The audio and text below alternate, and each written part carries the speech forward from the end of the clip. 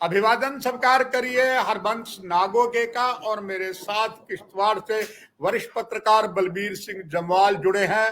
बलबीर जी, आपका स्वागत है, धन्यवाद। सुबह सुबह आपको तकलीफ दी है और दर्शकों के लिए आवश्यक है कि 90 विधानसभा के चुनाव में पहले चरण में आज आखिरी दिन है, जिसमें आपकी जो आपका किश्तवाड़ है, डोडा है, रामबन है, यहाँ पर आज नॉमिनेशन का लास्ट डेट है। सभी पार्टियों ने जो मेन अपने बता दिए, भारतीय जनता पार्टी ने, नेशनल कॉन्फ्रेंस कांग्रेस ने कैंडिडेट अपने अनाउंस कर दिए हैं।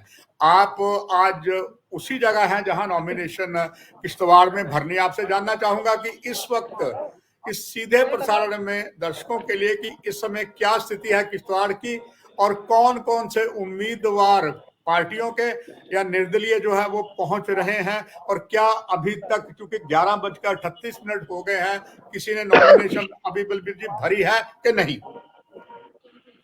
ऐसा है कि अभी तक किसी ने भी नॉमिनेशन नहीं भरी है। किसी भी बड़ी पार्टी का कोई नेता यहाँ नहीं पहुंचा है। कुछ आजाद उम्मीदवार यहाँ पहुंचे हैं जिन्होंने अपना नॉमिनेशन शुरू कर दिया है, बट किसी भी बड़ी पार्टी का नेता यहाँ नहीं पहुंचा। भाजपा ने 11:30 का टाइम रखा था, लेकिन अभी तक भाजपा का कोई भी उम्मीदवार यहाँ नहीं पहुंचा है, जिसके चलते सभी इंतजार में हैं। यहाँ जिला किश्तवाड़ में 3 विधानसभा क्षेत्र हैं। 3 विधानसभा क्षेत्रों में एक पाडर, नागसैनी, इंद्रवाल और किश्तवाड़ आता है, जिसमें 54 यानी कि 54 फॉर्म लिए गए हैं, लेकिन अभी तक सिर्फ 2 या 3 आजाद उम्मीदवार यहाँ पर पहुंचे हैं और सभी इस बात का इंतजार में है कि कब ये लोग यहाँ पहुंचे और अपना अपना नॉमिनेशन दर्ज करें। जी बलबीर जी, भारतीय जनता पार्टी की तरफ से एक महिला जो एक शहीद परिवार से है उसको टिकट दी गई है, परिहार बेटी को। और खबर यह है कि जम्मू से भी कुछ बड़े नेता भारतीय जनता पार्टी के या राष्ट्रीय स्वयंसेवक संघ के वहां पहुंचने की खबर है। क्या ये सच है और क्या वो पहुंच रहे हैं, या ये अभी बात सही क्लियर नहीं है? जी जी जी जी भारतीय जनता पार्टी ने जो किश्तवाड़ की उम्मीदवार बनाई है शगुन परिहार। शगुन परिहार, अनिल परिहार भाजपा के नेता थे और उनकी भतीजी है, उनके भाई अजीत परिहार। और अनिल परिहार को 2018 में आतंकवादियों ने शहीद कर दिया था। उसके चलते ये बलिदानी परिवार कहलाता है, जिसके इस बात को लेकर ही भाजपा ने शगुन परिहार को अपना कैंडिडेट चुना। हालांकि शगुन परिहार जो है वो मात्र 29 साल की उम्र की है और पीएचडी कर रही है। उन्होंने अभी तक इलेक्ट्रॉनिक में एमटेक की हुई है। और कहा जा रहा है कि उम्मीदवार जो सजाद किचलू हैं, जो पुराने मंजे हुए खिलाड़ी हैं नेशनल कॉन्फ्रेंस के, उनके साथ उनका मुकाबला है। अब ऐसा देखना है कि ये मुकाबला कहां तक जोर लाता है। आपने कहा कि कोई बड़ा नेता तो अभी तक यहाँ कोई पहुंचा नहीं है। कहा जा रहा है कि पार्टी के प्रधान जो है, प्रदेश प्रधान रविंदर रैना जी यहाँ पहुंच रहे हैं, मगर अभी तक उन नहीं पहुंचे हैं। हो सकता है कि वो चौपर से आए। बलबीर जी, यहाँ पर आपने देखा कल जब भारतीय जनता पार्टी ने हेडक्वार्टर ने टिकटों की अनाउंसमेंट की, और कहावत है ना कि सर मड़ाते ही औले पड़ गए। और हमने पहले भी ये कहा था कि एक एक विधानसभा की सीट में एक अनार और 100 बीमार की कहावत जो है वो भारतीय जनता पार्टी के साथ है। लिस्ट वापस ले ली गई, मगर आपके यहाँ जो उम्मीदवार हैं वो भी वही स्टैंड रहे हैं। इसका क्या असर भारतीय जनता पार्टी के कार्यकर्ताओं में है और वहां कैसी स्थिति रहेगी आपके अनुसार हर राजनीतिक दल की, विशेष करके नेशनल कॉन्फ्रेंस कांग्रेस गठबंधन जहां सजाद किच्चू फॉर्म भरेंगे और शगुन परिहार की? ऐसा है कि सर, अभी तक भाजपा की तरफ से कोई भी उम्मीदवार या किसी भी बड़े नेता ने कोई अपनी वो रोष प्रकट नहीं किया है। लेकिन इंद्रवाल से नेशनल कॉन्फ्रेंस के जो उम्मीदवार की कोशिश में लगे हुए थे, उनका नाम है सर प्यारेलाल शर्मा। प्यारेलाल शर्मा को टिकट ना देने पर, और वहां पे जाफरुल्ला जो कि मड़ुआ के वो थे डीडीसी, उनको पार्टी ने टिकट दे दी है, जिसके चलते अब प्यारेलाल शान जो है वो इंडिपेंडेंट लड़ रहे हैं।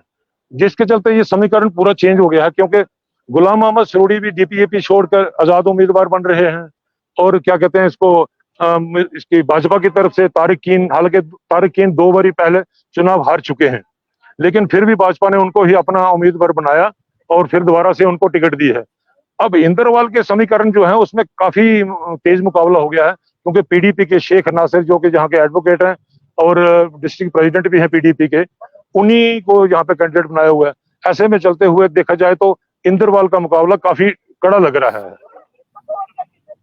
बलबीर, आपने बताया कि वाकई बड़ा ये दिलचस्प हो गया है जो इस है, क्योंकि इसमें खास जो आपने बताया कि एक तरफ से सबसे पुराने वहां मंजे वो खिलाड़ी पहले कांग्रेस में थे, अब वो डीएपीपी में है, और गुलाम नबी आजाद जो है उन्होंने उनको टिकट नहीं दिया है क्योंकि शायद कोई अंदरूनी समझौता किसी से हुआ हो। कांग्रेस में तो गुलाम नबी आजाद का समझौता हुआ नहीं, और ऐसे में अब आजाद उम्मीदवार उनके खासम खास का जो आपने बताया है इंद्रवाल से भरा है, ये क्या संकेत देता है कि डीपीएपी किसी भी तरीके से अब सामने जम्मू डिवीजन के विधानसभा की सीटों में नहीं आना चाहती है? क्या अनुभव आपका कहता है? सर अभी मेरे पीछे देखिए, अब गुलाम मोहम्मद सरोड़ी जो कि डीपीएपी छोड़ के कोशिश करिए इनसे बात हो जाए, अगर निर्दलीय उम्मीदवार के लड़ रहे हैं। बलबीर जी कोशिश करिए, इनसे बात करिए, और मेरी भी बात करा दिए सरूरी साहब को। बलबीर जी सरूरी साहब से बात करवा दीजिए। सर अभी सब मीडिया ने इनको, हाँ सरूरी साहब से बात कर लीजिए।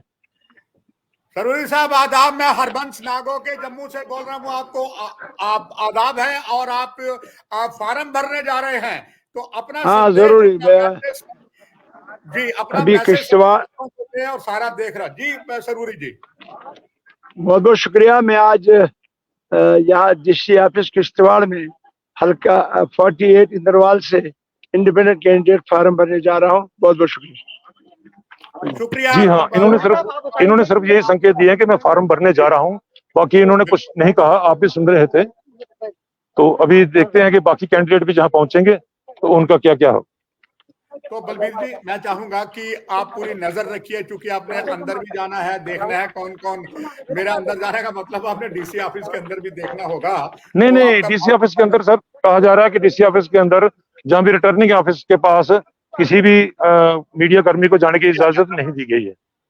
चलिए बलबीर जी फिर भी पूरी नजर रखिए, जैसे कुछ और होता बताते रहिए और हम इसको आप कर देंगे। कुल मिला के बलबीर जी आखिर में जानना चाहूंगा आपसे कि किश्तवाड़ के जहां जहां विधानसभा की सीटें इंदरवाल है या दूसरी है, क्या आपके अनुमान से किसकी खास टक्कर है? तो दो प्रतिद्वंदी कौन होंगे?